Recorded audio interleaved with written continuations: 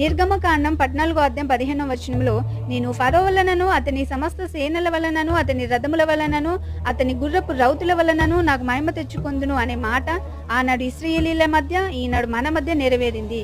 శాస్త్రవేత్తలు కనుగొన్న ఫరో రథములు గుర్రపు రౌతుల వలనను నేడు దేవునికి మహిమ కలుగుచున్నది. దేవునికి మహిమ రాకూడదని ఐగుప్తు ప్రభుత్వం ఇప్పటికీ కూడా వాటిని బయటకు తీయనివ్వడం లేదు.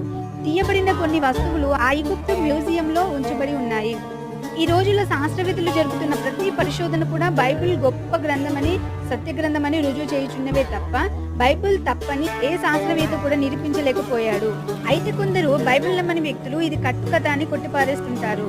కానీ బైబిల్లో రాయబడింది ఏది కట్టుకథ కాదని, అది దేవుని వాక్యమని, దానిని దేవుడు జరిగించాడని శాస్త్రవేత్తల పరిశోధనలో మరొకసారి రుజువైంది.